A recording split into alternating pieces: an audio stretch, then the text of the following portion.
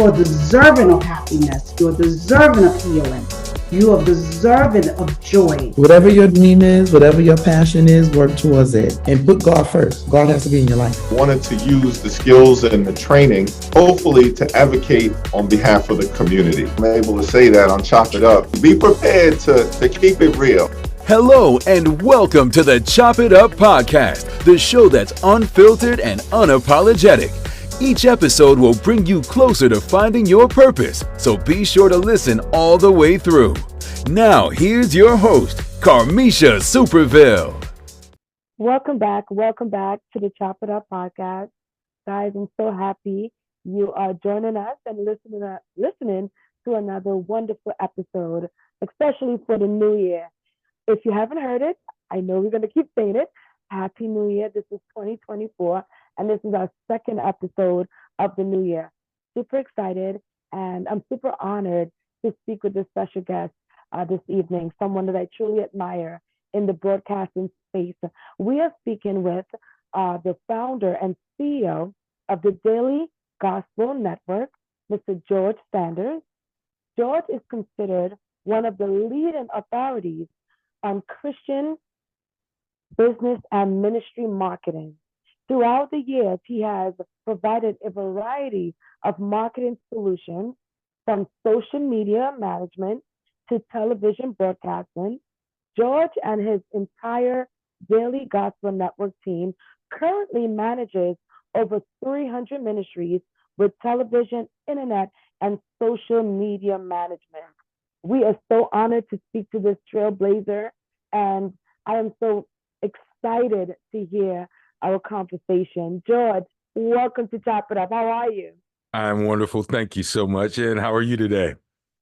I am doing well. I'm so, honored that you, accepted my invitation, and I just want to thank you. I know we initially spoke many years ago, and you were so gracious to also offer us your platform at the Daily Gospel Network. So this is very full circle, and I just think you're the coolest guy on earth.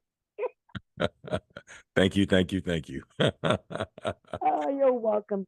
Happy New Year. How do you feel that we're in the new year, 2024, January? Like, how are you feeling? Absolutely great. We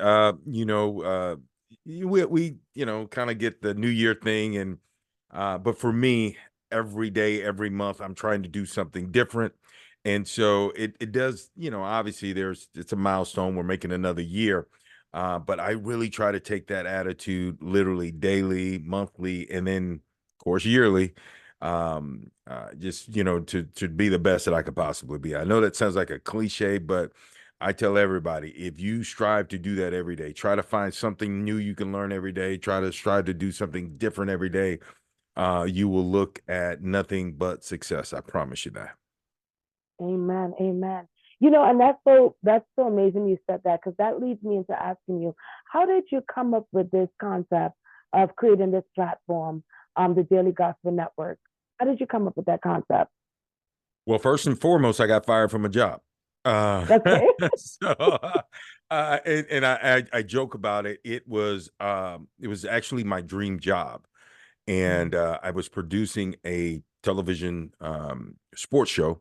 And you couldn't have told me at the time that I wasn't going to do anything other than that for the rest of my life. I really enjoyed it. I'm a sports fanatic, and I had my dream job. And on top of that, they were paying me more money than I've ever been paid on a job.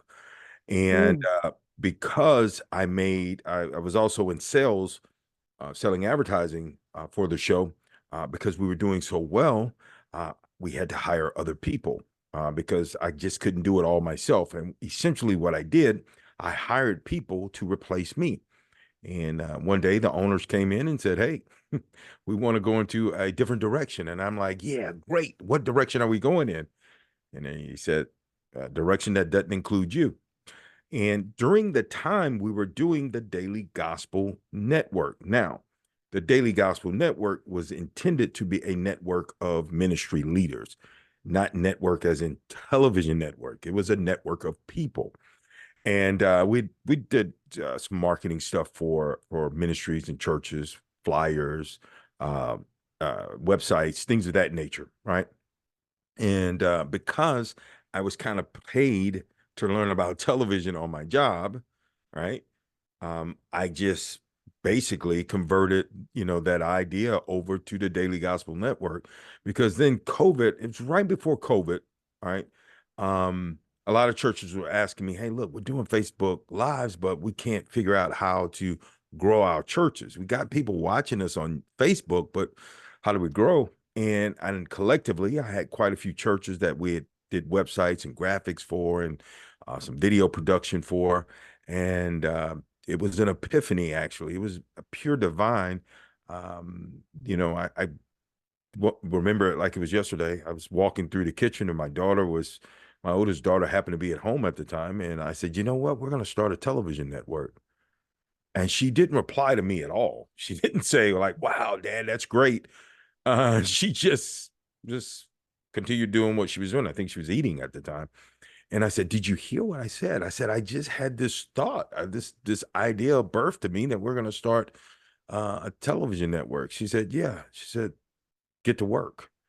And that was a Wow. Saturday, and we have not looked back. We have 3 channels now. We have over 300 ministries. We've worked with over 1,000 ministries in the course of going on 6 years now, and it's just been a wonderful ride. We've you got ups and downs. You're always learning during the process, but I wouldn't trade it for anything in the world. It's been a great ride. Wow, that's amazing. I love that story. I didn't even know the background. Yeah, I yeah. never even asked you, so that's amazing. Wow, congrats on that, and congrats on taking that leap of faith and starting your own. I think one way that we definitely resonate. I also have been fired from my job over the years, and so I think that there's always something that fuels entrepreneurship, right? Because you Absolutely. always have it, you always have that hunger and that burning desire, even as an employee. I think that is what essentially makes us very exceptional, when we have these jobs. But, so let's talk about that because, we have folks that may be transitioning for the new year, may have been working and now they're no longer working for lack of, their own or, whatever the case may be. Sometimes companies are restructuring. That mindset, and I know we spoke about that offline recently as well. What can you provide? What type of encouragement or motivation that you can provide for someone who's in that valley experience of transitioning, whether it's job or relationship? What can you provide of, motivation? Well, first of all, don't panic, right? You've heard me say that. Don't panic.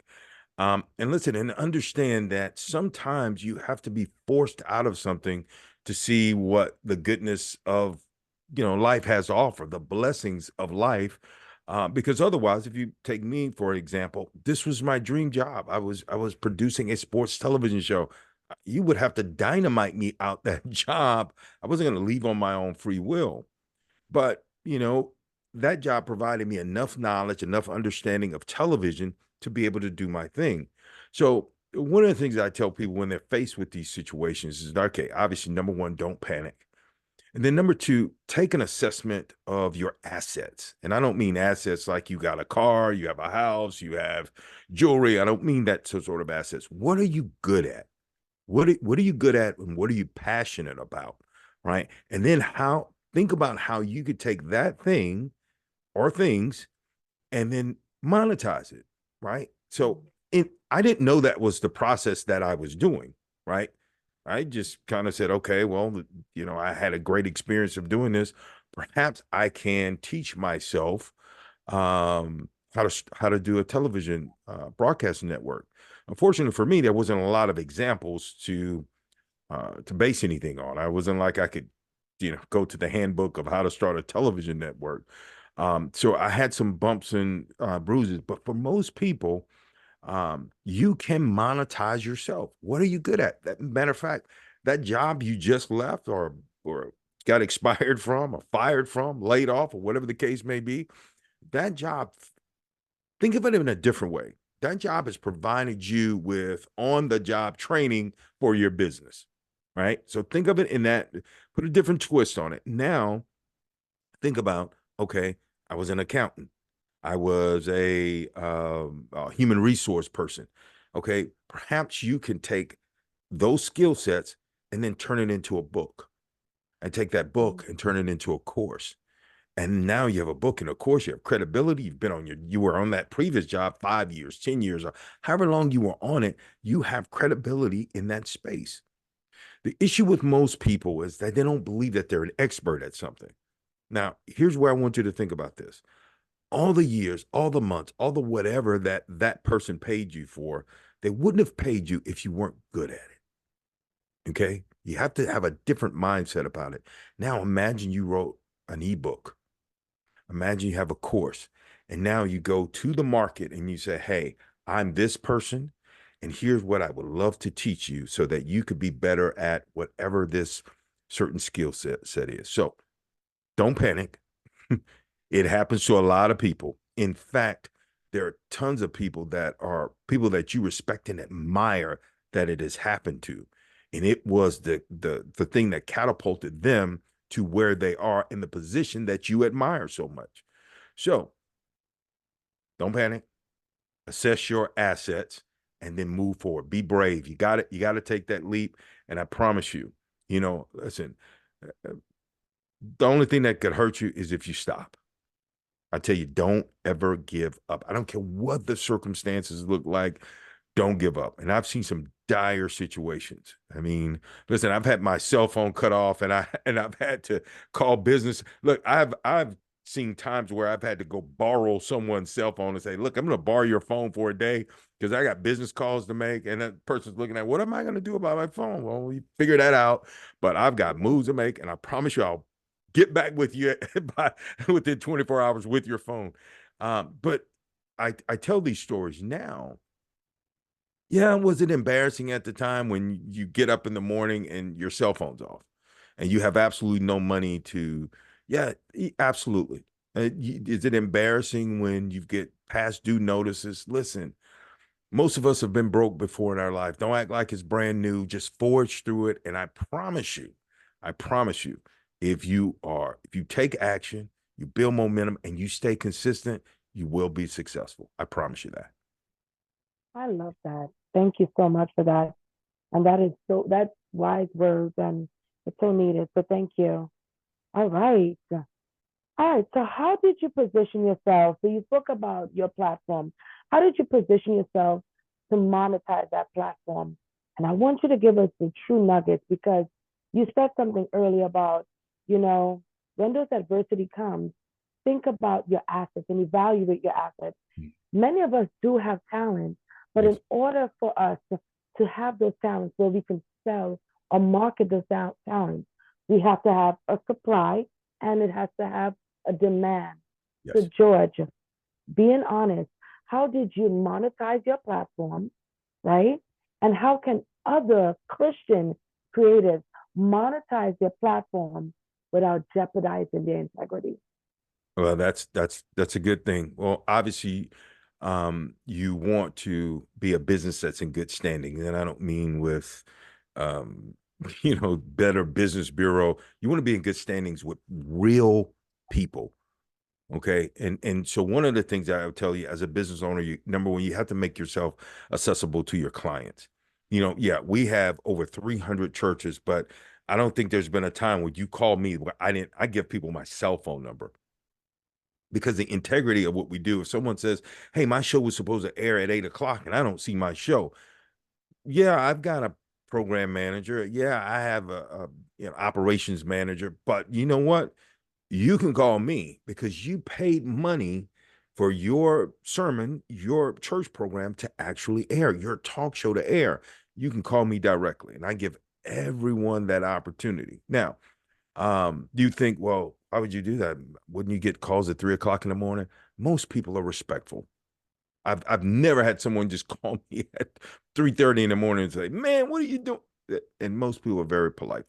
So with that being said, how do you monetize yourself? Okay, it goes back to assessing your talents, right? What are your assets? Now, you're right. What is demand out there for it?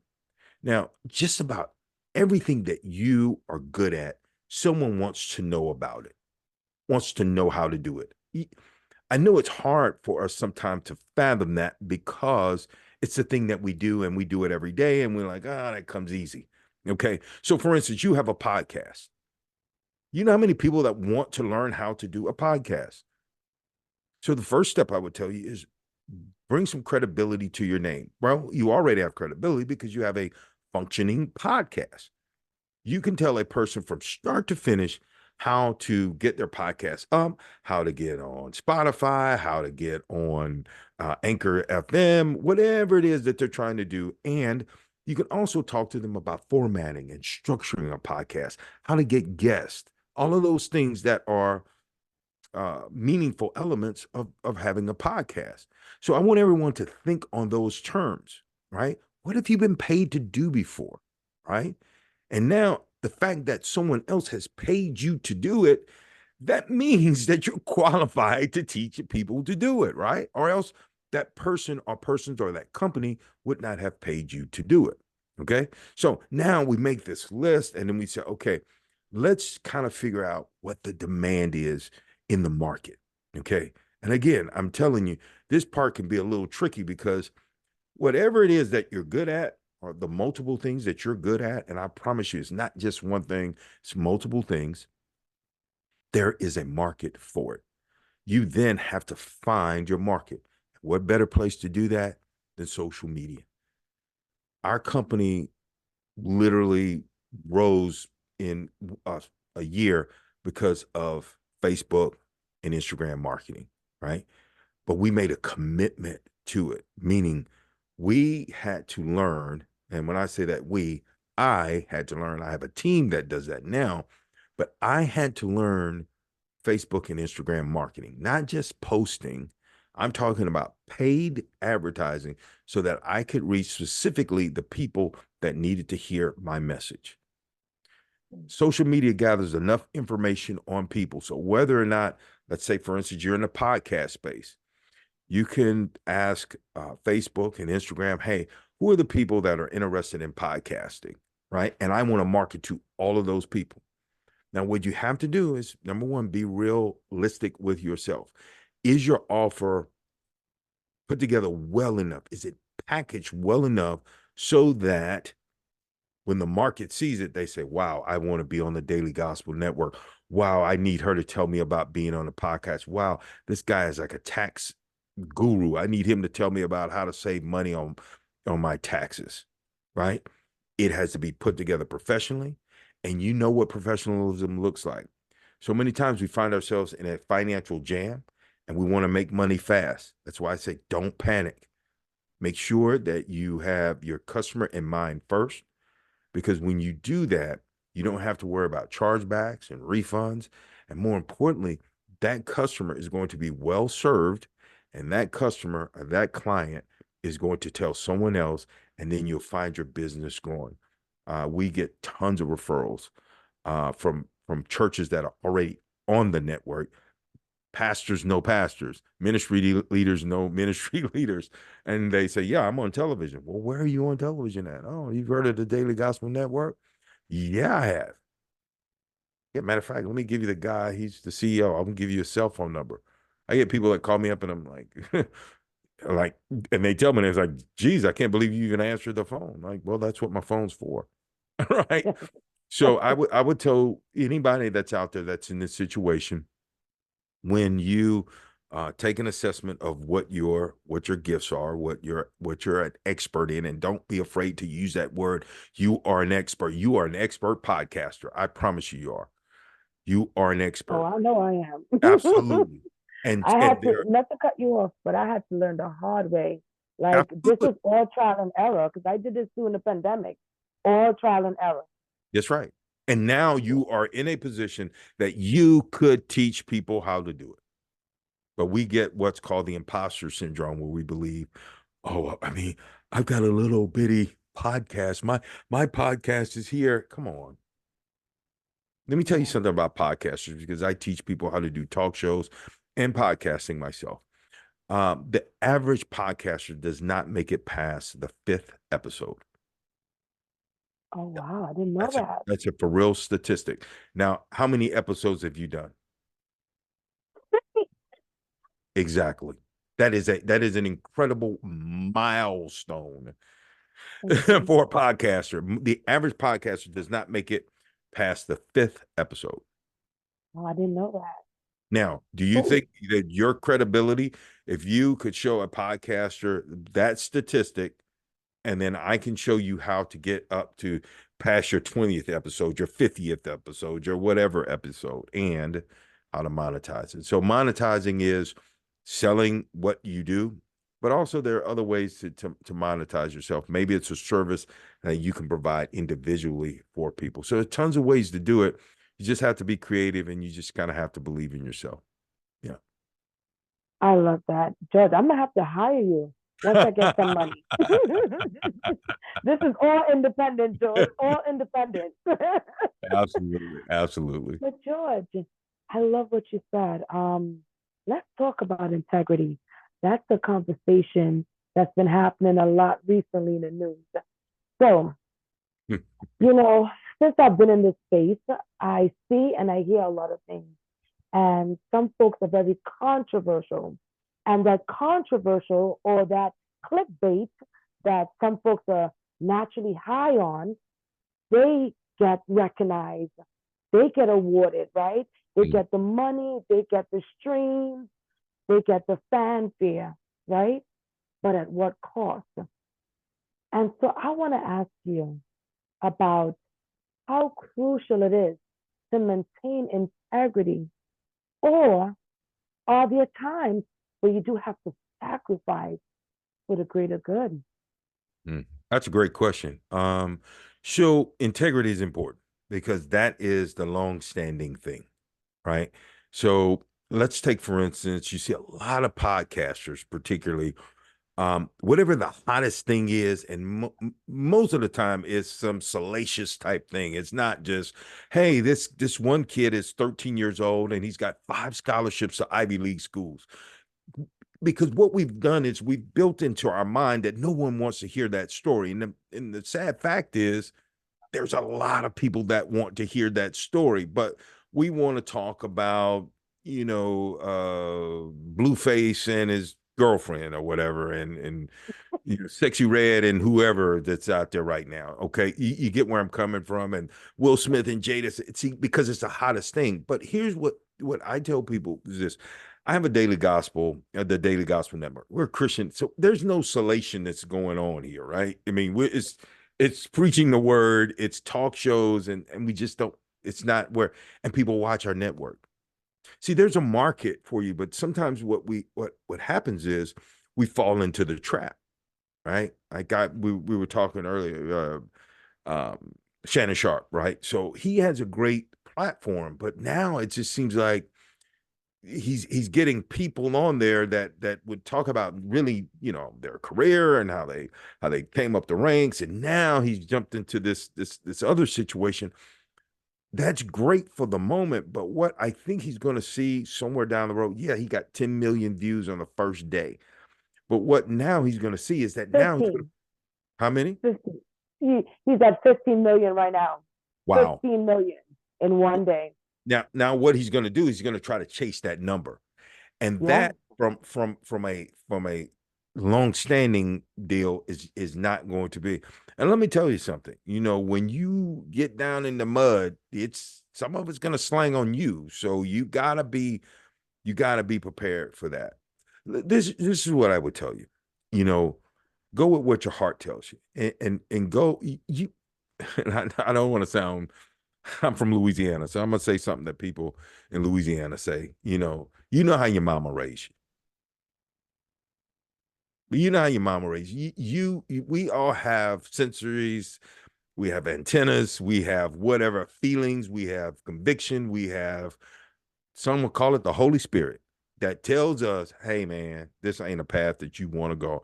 Hey, young lady, this is not the path that you want to go on. And so I would tell you to be very cautious if that's what you're doing. And then the last thing, anything that you're doing that's strictly motivated by money probably won't last. Listen, I've chased money before, and at the end, it all crumbled. And the minute that I said I'm going to do something with a long-standing attitude about it, this is what I want to do for a long time. And this is what I'm going to do. And I'm going to protect my customers. I'm going to protect my clients. I'm going to protect the people that work for this company. If you have that attitude, I promise you, I believe it was Zig Ziglar, famous salesperson, says, if you help enough people to get to where they're trying to go, you will ultimately get to where you're trying to go, regardless of how big that thing is for you. Regardless if you say, well, I'm trying to be a billionaire, right? If you help enough people get to where they're trying to go, then ultimately you will get to where you're trying to go. So don't sacrifice. There's not a happy income that comes out of that. There's not a happy ending that comes out of it. There's not a happy result that comes out of that. Yep, you got your 15 million views. Like I just heard Jaguar Wright, her YouTube channel was taken down. Now, I don't know what it was taken down for, but and I'm one way or the other about her, but sometimes it just seems like the only way that you can get views is if you're being antagonistic or you're just really aggressively going at somebody in a negative manner. You're not really supporting them. Whatever happened to that, in our entertainment, for God's sakes, I mean, I can kind of understand rappers beefing, but comedians beefing? What's Comedians next? have always beefed, though. What's Comedians that? have always beefed. Comedians have always beefed, though. Like when you see those comedy specials, maybe not at this, transparent, but Oh. Martin Lawrence, like they're always, it's competitive. It really Yeah, is. but they always kept it. That's right. It was competition. And see, because there was a time, okay, so I grew up in the hip hop culture, right? So there was a time when LL Cool J versus Cool Mo D, right? That was a rap thing, okay? Uh, uh, Jay-Z and Nas, it's a rap thing. They didn't talk about gunplay and and then there was then the Biggie Tupac thing came, and then they're talking about, Tupac's talking about his wife, and they're talking about, dude, look what happened. What was the result of that? See, Jay-Z and Nas are still here, and both of them are extremely wealthy, right? I don't know what Kumo D is doing, but I can tell you LL Cool J is extremely wealthy. They have kids, they have wives, all of these guys are doing well, and they're taught. So these things can't have a positive result at the end. Most assuredly, it's going to end negatively. I'm just so yeah, I get it. There is the temptation to say, oh wow, they're talking about this person. Let me jump on that bandwagon. But I would tell you, think about something like this. I was talking to a podcaster the other day, and I said, well, George, I just can't get any traction right now. And their topic is relationships. I said, you're not putting yourself in the right market. Everyone wants a healthy relationship. Everyone does, whether it's with their wife, whether it's significant other, girlfriend, boyfriend, whatever. Everybody can appreciate that. What are you bringing to the table that makes them say, wow, this is a worthwhile conversation? Don't go Jerry Springer and start talking the girlfriend's cheating on the boyfriend with the boyfriend's brother. No. If you give people quality advice about relationships, I promise you, you could build an audience. Uh, think about it. But I told this young lady, I said, listen, almost 60% of all marriages ended in divorce. If you think about that, I've never been divorced. I have friends that have been divorced. They say it's very painful. It's financially draining. It's emotionally draining. God forbid if you have children. So what person wants to go through that? If you had a show that showed couples how to stay together, if you had a podcast to show people how to stay in relationships, you don't think you can get viewers? You don't think you can get listeners for your podcast? Come on. You have to, don't succumb to the foolishness out there, because it's a lot of it out there. Yeah. Yeah. There's a lot of noise. Absolutely. No, really good nuggets. I love it. What would you say is the key to a good relationship from your perspective? or your bird's eye view? Uh, I like to say this. My wife and I say we've been married for going on 18 years in April, right? So one of the things we think about is that we need each other, right? So if you don't need someone, then you don't really, if you don't need something, you don't really value it. Yeah. We need each other, and I don't mean financially or anything. I mean, that part's cool or whatever, but whenever I talk to my wife every morning at 4 a.m. I get up at 4 o'clock, and I'm a business owner, and I have a sizable business with 40 employees, and something is always going awry. It's just the way it is. And I wake this woman up at 4 o'clock in the morning. She's like my therapist. And I'm like, boo, what do I have to do? I'm thinking about doing this. Do I need to move some money here to do that? And payroll's coming up, or we want to start a new network. It's going to cost this. Should I talk to a bank about a loan?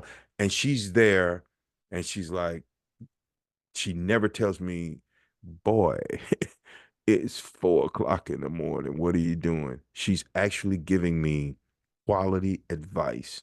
And I know that. So that's just one thing. I need her, not just for that, but I need her. Like sometimes I just need to hear her voice. I had a situation yesterday. I was taking my dad to the hospital and for a procedure. And I said, sweetheart, I just need to hear your voice. And she does, and it's vice versa. So a healthy relationship, it's got to be a mutual respect, number one, for the other person. You got to have mutual respect. You got to have mutual needs. So if one person doesn't need the other person, well, you've seen how that story ends, right? The guy goes out, the girl goes out, and they don't feel like they need the other. I see a lot of couples, um, they're independent when they come into a relationship. Oh, I've got my own job, I got my own money, I got my own whatever, whatever. And then the other person, I got my own job, I got my own money.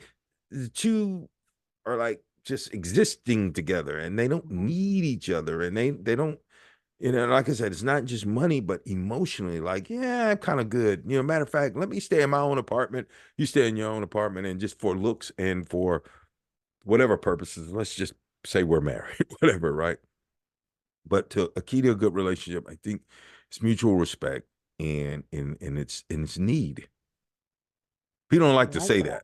They don't like, Yeah. they're like, well, you need someone. Yes, I need my wife, but it's not a financial thing. I mean, I need to see her, right? And it makes well for us. So, like I said, we're almost 2 decades together. So something's kind of right, I guess. That doesn't mean that we don't have our issues. I mean, people say all the time, like, oh, you guys are like the modern day Cliff and Claire Huxtable. For the huxtable, yeah. Yeah.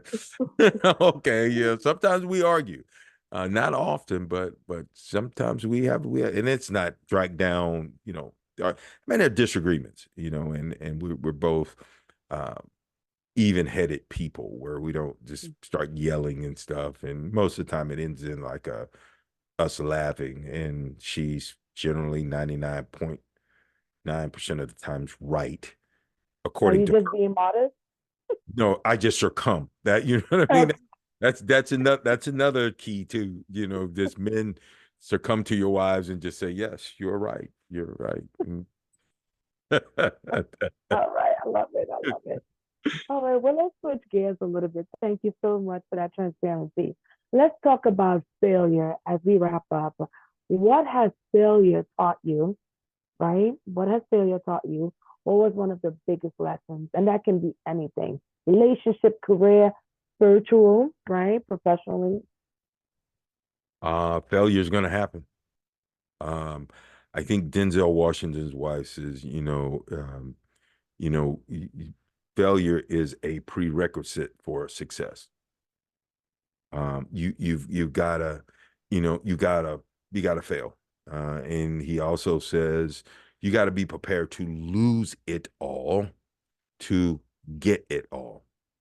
Most Mm. people, we live a life where um, failure is not it's not sexy, it's not acceptable, it's not, we're telling people. I tell my kids all the time. I have a 26-year-old and we have a 10-year-old, And we tell our kids all the time, listen, fail while you can. None of them, of course, a 10-year-old doesn't have any kids, but my 26 and my 24-year-old, they're not parents. This is the opportunity. Don't do anything stupid. We're not saying go out and make knucklehead decisions. Calculated risk. Go out and have them, because guess what? Your parents have you. We're going to make sure that you are good. Okay? So here's what I need you to understand. Failure is a part of it. There's no person out there. There's no person out there that has received a high level of success or any level of success without failing. So the minute that you understand this is a part of it, the better off you are. Now, the key to it is not to continue to make those same failures and those same mistakes over and over again. And let me clue you in on something else. If you do, it's okay. It's okay. I've made the same mistake several times before, but it didn't kill me. Maybe I was trying to do it in a different way, and I said, okay, we're back in the same spot. What are we doing? But you got to realize this is part of the recipe. Every single person. Byron Allen is an individual I admire a lot. And I was listening to him on the Breakfast Club, and he said that his house was in foreclosure 14 times, right? And he also said in that same thing, when his phone got turned off, he had to go to a pay phone. See, when I'm hearing this, I'm energized because my cell phone's been turned off before, and I've gone out and borrowed someone's cell phone before. I wasn't in the era of pay phones where I had to go to it, but you get where I'm coming from. And so when I can hear a story like that and I say, wow, this guy's a billionaire and his phone was turned off, maybe that's a rite of passage for me that my phone was turned off, and maybe I'm going in the right direction. Does it feel good to fail, to stumble? No, there's no, I can't give you an answer for that, but I can tell you most of the things that you experience in life, they're not as bad as you think they're going to be. So when that thing happens, when you fail, dust yourself off and say, what do I have to do to get back into the game? And by all means, if you're able to learn from other people rather than you failing yourself, do that. So what does that mean? Reading autobiographies, researching other people, seeing what they did. Find other people that are in your space that have been in it for a while. You will be surprised at how many people that have a podcast and their podcast is going on for like the last 3 years or whatever, 5 years. And they say, hey, absolutely, I'll give you some advice. What do you need to know? Would you like to intern with me? Would you like to? I would love to mentor. And then the last thing I would tell you is, with that, find mentorship, even if you have to pay for it. And I've done that in the past before when particularly learning social media advertising. I invested in myself. And I tell people this all the time when they take my training. They may be skeptical, like, oh my God, you charge this or you charge that. Yep. But let me explain something to you. Until you invest in yourself, you can't expect others to invest in you. That's right. Yeah. That's right. Absolutely. I agree 100%. Who's your favorite sports team? I know you spoke about that earlier. The Dallas Cowboys, Los Angeles Lakers, and the New York Yankees. Oh, very nice. Very diverse. Awesome. Look, I'm Right. all over the place, right? Except Right. nowhere in the South, oddly enough, and that's where I live. That's well, I guess you could say Dallas is the South, maybe. Yeah. Are you originally from Louisiana? Yep, I am. Wow. It's a different thing. I told my brother just the other day. I said I really want to do a documentary on the state and because Louisiana is a very small state and is unique. If you think about it, right? You and I were talking about pop culture earlier, off air. I mean, you think about it. Tyler Perry is from Louisiana. Yeah. Master P's from Louisiana. Right? Cash Money Records, Lil Wayne, who's arguably, I say he's the greatest rapper alive, right? He's from Louisiana. NBA Youngboy, who is, doing incredible things. Kevin Gates, and I can go on and on. Tukey Williams, who started the Crips, is from Louisiana. I can name a goo gobs of people. And I always say, what makes this, there's something that makes us, I mean, you think about it. The greatest rap record label is Cash Money in terms of record sales. Drake, Nicki Minaj, Lil Wayne. I mean, you could probably argue maybe, Puffy and Jay-Z, but I tell people it is something about this state that produces, maybe the struggle is so hard that you have to figure something out. I don't know what it is. And I come from the same blood and cloth that these guys come from, and it is, it's not one of, other than New Orleans, it's not really like, like, what are you coming here for? But you find a lot of people that that are survivors, a lot of people who, I mean, some of the greatest people in the world live here. I mean, people that give you the shirt off their back. It's an awesome culture of people, particularly when you talk about southern Louisiana, which is where I live, Baton Rouge, New Orleans, these areas. It's unbelievable people, and they know how to party too. They know how to cook, they know how to party, and it's one of the places that, particularly like New Orleans, it's one of the reasons why it's one of the country's greatest tourist spots or biggest tourist attractions in this country. So you have a good time when you come here, and you're gonna eat good. But I'm That's gonna do a a fact. documentary or book or something that really details a lot of these people and how they got this started. Hopefully, I can connect like a strand or something, so to speak. What's a commonality in all of these people, other than the fact that they're from Louisiana? I'm hoping to do that, next couple of years or so. Yeah. Yeah, that would be exciting. I'm actually intrigued. I'm like, ooh, make Yeah. sure you cast me. I want to be the narrator. I Well, there we go. We'll talk about that. Ab- know, but it's so funny you said that because I wanted to ask you really off the topic, but what are some plans you have for your network? Like, do you see yourself? Because I know you mentioned Baron Alley and so many different folks, and they do a lot of partnerships with bigger entities. So, do you see yourself partnering maybe with like an Amazon or Hulu? Do you see yourself partnering with these bigger entities? Are you interested at all? Possibly. One of the things that we're doing this year, and we'll probably launch somewhere around June.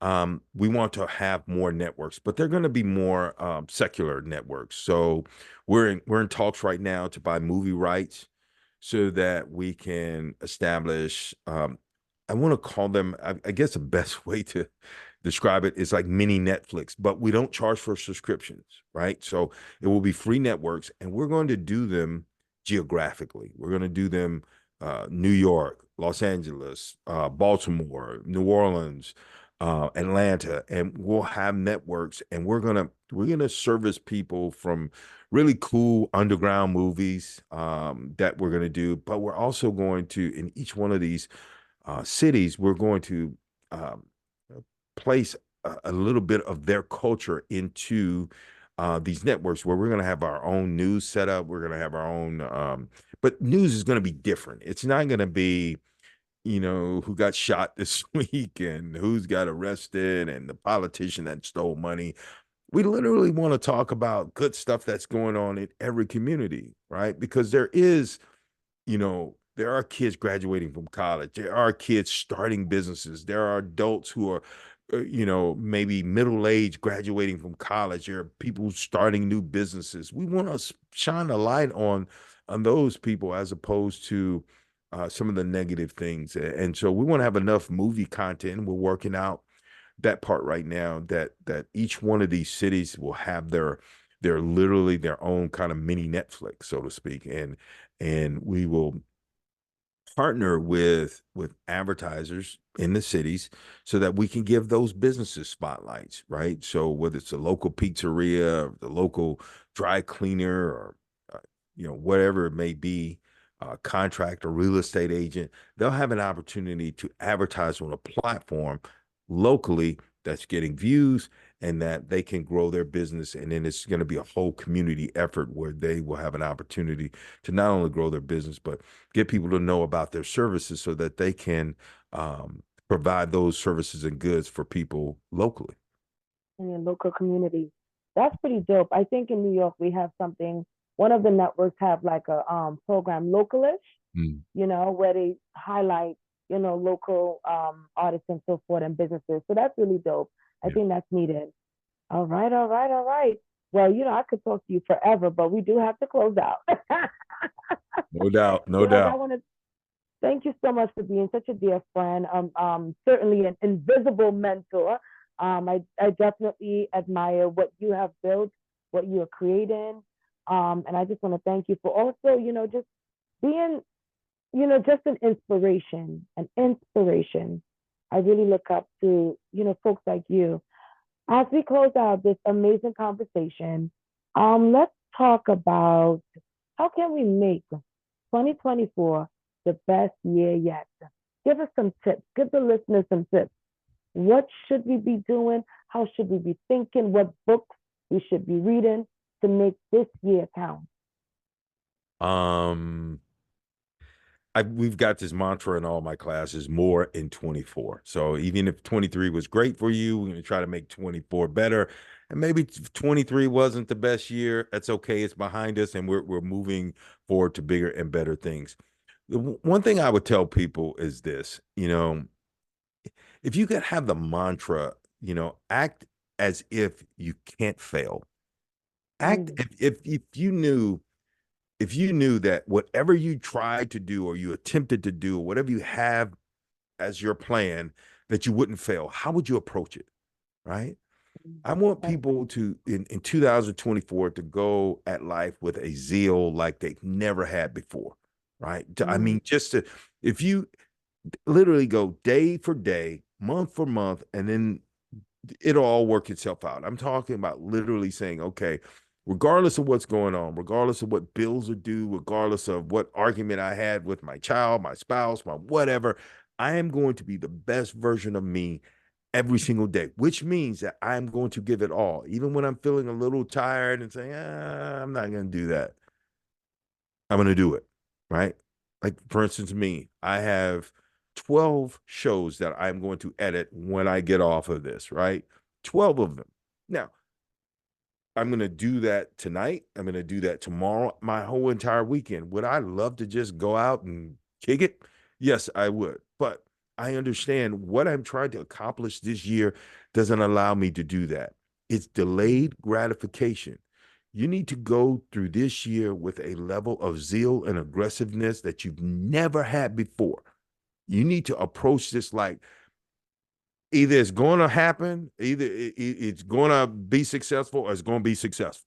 That's it. There's no, well, what if I fail? Listen, there may be some stumbling blocks along the way, but you are going to be successful. At the end of the day, you may have 3, 4 setbacks, failures, slip downs, whatever you want to call it. At the end of it all, you're going to be able to look at this thing and say, wow, I can't believe I started this business with no money and look where I am now. I'm making $5,000 a month. Wow, I mm, started this business with a few coins and I'm making $20,000 a month. Set your goal. Don't deviate. Don't mm, listen. I don't know if you guys ever been to a racetrack, and this might be a bad analogy, but they put blinders on the horses, right? So they can look straight ahead. So they're not distracted by this. How many times have we're on a track to do something or where we have a destination and then someone comes up to us and it's something totally different than what we're doing and we let that person put their dreams on us. Hey mm, man, would you like to be in this multi-level marketing thing with me? Hey man, would you like to start a business with me? And it has nothing to do with your goals, your desires, or the things that you want to attain. I'm telling you, put those blinders on, go at it with a zeal like you've never had before. Accept the failures, but you have to keep moving and say, listen, I'm gonna draw a line in the sand and say, I'm tired of the results that I've had. I know I've got to do something different. I got to be focused. I got to be committed. Remember what I said earlier. If you take action, you build some kind of momentum, and you stay consistent, you will be successful. I guarantee it. I love it. I love it. Man, thank you so much. It's crazy you said that because recently I've been getting a lot of folks like, hey, you're so good at this. I would love if you would like to check this business I'm doing. It's like, and I'm like, Child, I've been around the block. I do not need no multi-level marketing opportunity. And So look, it's and look, crazy. and here's the thing. I know people that are successful with that. If that's your Yes, bag, if that's your thing, maybe you should give it a shot. I'm not saying, and I just said multi-level marketing. It could be anything. Someone could say, yeah, "Hey, get into this thing, and we're flipping houses now, or right, we're right. doing whatever." I want you to think about it. Is that your bag? Now, if that That's is, right. don't pass the opportunity. Maybe flipping houses is your thing. But what I want you to say, ask yourself, am I focused on this thing that I'm doing, or is it the shiny object syndrome? You know how a few years ago, everybody's talking about Bitcoins, right? Oh, you got to invest in Bitcoins. And I keep asking myself, where are these people now? The ones telling me to invest in Bitcoin now. And I think it's still, I mean, it's a It's thing, still a thing. It's still a Yeah. thing for But no sure. one's, there was a point where everyone was knocking on my door talking about, And man, crypto. you got to Yeah, get cryptocurrency. yeah, And everyone was telling me to day trade. Oh, you got to get into day trading. yes, And yes. I That's don't so true. I don't see those people. I mean, look, I know people day trade every day. I know there's cryptocurrency out there, but I don't see, because there were a lot of people who had this shiny object syndrome, that just because someone said, "Hey man, last week I made, 800 grand on some cryptocurrency deal." Like, what? And now this person is expected to get into cryptocurrency and make 800,000, or get into online trading and make, $4,000 a day. Is it possible? Yes. But what I'm telling you, is it your bag? If you can assess Mm, that, yeah, man, I've always had an affinity and a desire to learn about the stock market and the trading game. Well, have at it. This may be your opportunity, but absolutely. think about it though. All right. I love it. I love it. Mr. George Sanders, founder and CEO of the Daily Gospel Network. It's been a pleasure.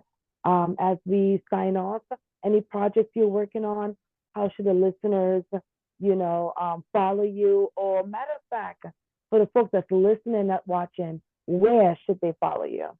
Well, the best way to follow us, as I always say, I do more promotion of the Daily Gospel Network. You can go to dailygospelnetwork.tv, dailygospelnetwork.tv. That's us online.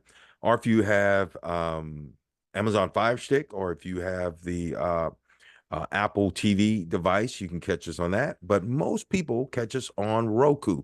So you can search Roku for Daily Gospel Network. We have 3 channels: Daily Gospel Network, Daily Gospel Network International, and Daily Gospel Network Plus. Tremendous, tremendous talk shows, men and women of God that are just really trying to spread the word of Jesus Christ. And it's a cool thing. And we got some really cool projects that are coming up. Write your book in 30 days. So you could go to writeyourbookin30days.info, where we actually teach people who say, "Oh, I don't think I can write a book." Yes, you can. Everybody has a book in them. Everyone. You have enough experiences in your life where you have a book in you. So not only do we teach how to write a book in 30 days, but we show you how to monetize your book. So it's one thing to have a book, it's another thing to be able to do it. And you can check that out at writeyourbookin30days.info. Write your book in 30days.info. I love it. I love it. Oh my goodness. Thank you so much for your time. It's a pleasure. I am wishing you all the best. Of course, all the beautiful abundance God has in store for you and your family. And I hope this is not a one off. I hope I can call you at 3 a.m. and you answer. For you, I I will would answer. never. I would never. Hello. Hello. George, thank you so much. All right. It's my We pleasure. will Thank you for having me. And listen, I want you to have a wonderful and abundant 2024, because you have, I promise you, I tell you this all the time. You have what it takes. You just got to just seize it and grab it by the horns, as they say. You got it. Thank you so much. Thank you. You guys, thank you for listening to the Chop It Up podcast. We are so excited. Of course, you already know I'm your girl, Kamisha. CEO and host of the Chop It Up podcast. Make sure you like, subscribe, and share this episode. We'll see you on the next episode. Bye, you guys.